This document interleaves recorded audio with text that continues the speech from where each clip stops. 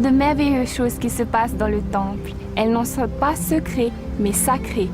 Et ces choses-là nous permettent à nous de pouvoir être scellés non seulement à notre famille sur la terre, mais également à ceux qui sont déjà passés, nos ancêtres. C'est un coin des cieux ici sur terre et c'est un endroit où je peux me retrouver avec ma famille, mon mari. Le temple, pour moi, c'est vraiment la maison de Dieu. C'est là où je peux être proche de lui, m'adresser à lui et que je peux vraiment ressentir son amour qu'il a pour moi. Aujourd'hui, nous consacrons des temples au Seigneur et vous verrez gravé sur la façade de chacun de ces derniers « Sainteté à l'Éternel ». C'est sa maison. Son esprit y est présent et nous y allons pour être proches de lui. Je peux aller au temple et me sentir proche de Dieu. Je peux ressentir de la sainteté. Le temple, selon moi, est la grande métaphore sur la terre de ce que sera le ciel. Pour comprendre pourquoi nous construisons des temples, vous devez d'abord comprendre que nous croyons à la révélation et au rétablissement de l'Évangile. Rétablir signifie rapporter quelque chose qui était perdu, non pas inventer quelque chose, mais rétablir ce qui était connu anciennement.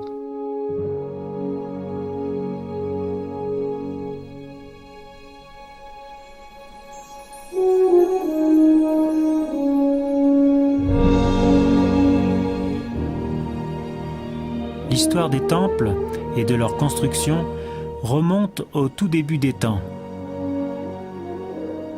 Les temples ont fait partie du plan de Dieu pour ses enfants depuis l'époque de l'Ancien Testament. Dans le désert du Sinaï, le Seigneur a commandé à Moïse de construire un tabernacle pouvant être transporté. Le peuple d'Israël s'y rassemblait pour contracter par la prêtrise des alliances essentielles au salut. Après l'installation des Israélites en terre promise, le Seigneur a donné des directives pour construire un temple. Jésus-Christ lui-même a passé beaucoup de temps dans le temple à Jérusalem. Il en a préservé le caractère sacré et l'appelait la maison de son Père. Au centre de toute société primitive se trouvait le temple. Dans l'Ancien Testament, depuis l'Exode jusqu'à la destruction du temple par les Romains, le temple caractérisait l'histoire israélite et juive. Nous commençons à peine à comprendre que le temple avait également une grande importance au début du christianisme.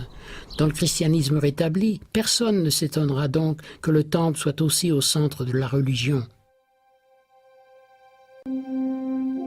Lorsque Joseph Smith a été appelé par le Seigneur à rétablir l'Église primitive du Christ sur la terre, cela comprenait la construction et l'utilisation de temples. Après de nombreux sacrifices, les saints des derniers jours appauvris ont obéi au commandement du Seigneur et ont construit ce temple à Kirtland, en Ohio, en 1836. Mais les persécutions les ont forcés à l'abandonner seulement 2 ans plus tard. Ils se sont enfuis au Missouri et puis en Illinois. C'est ici, sur une butte dominant le Mississippi, qu'ils ont bâti un deuxième temple, plus grand, avec des pierres de calcaire taillées et polies. Mais il a dû aussi être abandonné quand des persécutions ont obligé les saints à partir vers l'ouest. Après un voyage de 2100 km jusqu'à la vallée du lac Salé, ils ont posé les pierres d'un autre temple, dont la construction allait prendre 40 ans. À mesure que les saints se répandaient, l'œuvre de construction des temples augmentait. L'Église de Jésus-Christ des Saints des Derniers Jours fait partie de la Polynésie française depuis longtemps.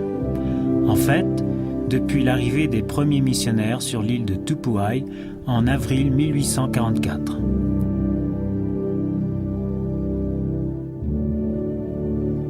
Depuis, l'histoire de l'Église en Polynésie française abonde d'exemples de sacrifices personnels, de courage et de service de la part des fidèles membres tahitiens. Aujourd'hui, il y a plus de 21 000 membres, dans de nombreuses assemblées sur toutes les îles.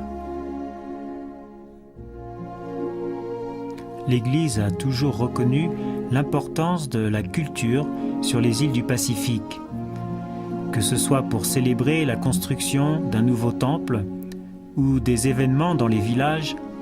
Les saints des derniers jours locaux reconnaissent le rôle important de la danse, de la musique et des traditions tahitiennes dans leur vie.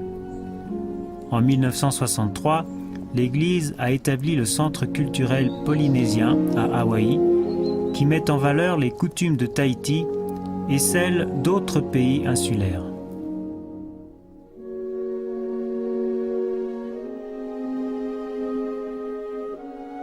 À Tahiti, il y a un endroit saint et particulier où la sérénité des cieux se mêle à la beauté de la terre.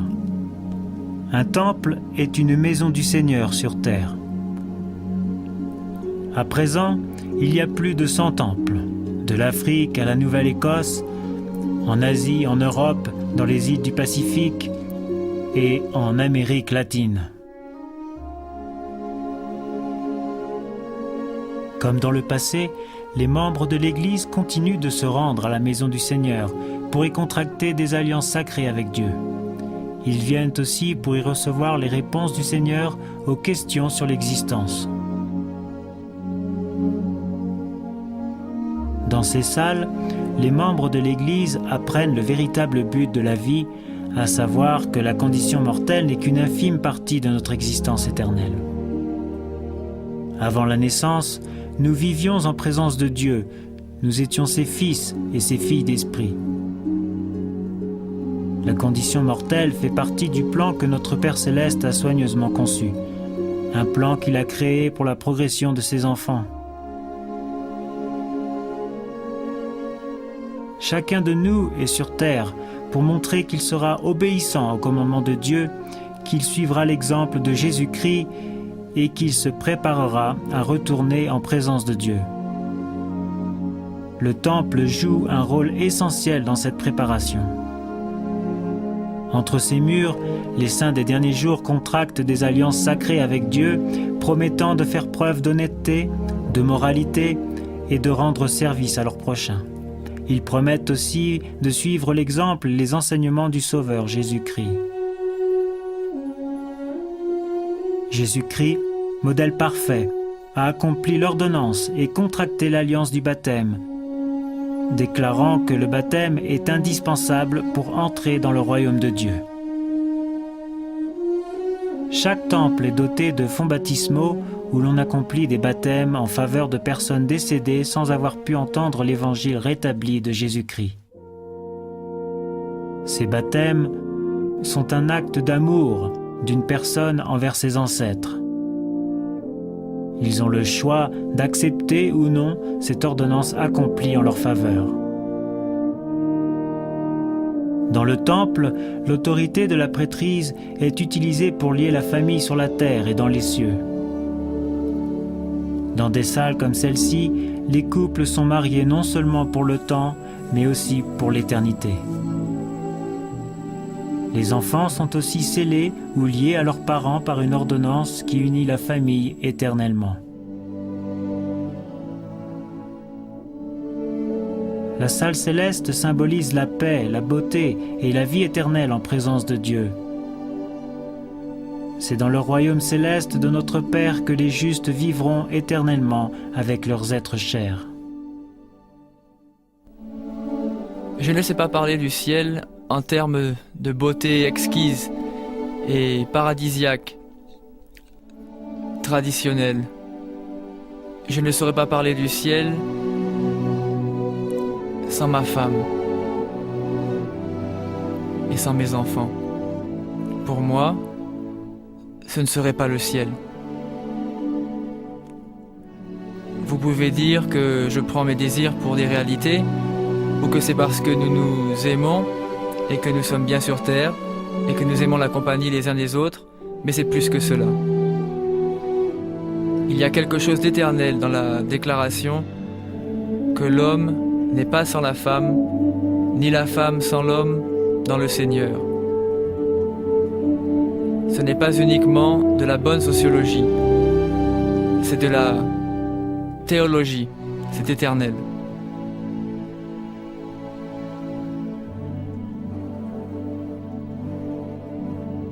Les personnes qui se rendent au temple reçoivent des bénédictions qui ne se trouvent nulle part ailleurs sur terre. Le temple est un monument qui se dresse pour que tout le monde le voie. Il est la déclaration que notre peuple croit en l'immortalité de l'âme humaine. Tout ce qui se passe au temple est édifiant et parle de la vie ici-bas et de la vie après la mort.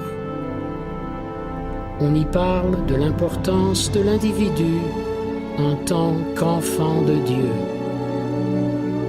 On y parle de l'importance de la famille en tant que création du Tout-Puissant.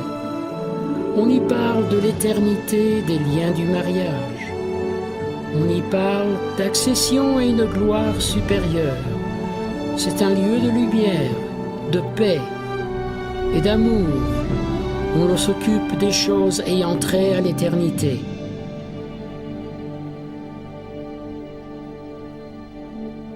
Nous espérons qu'en vous rendant dans la maison du Seigneur aujourd'hui, vous goûterez à votre façon à la paix et à la sérénité des cieux.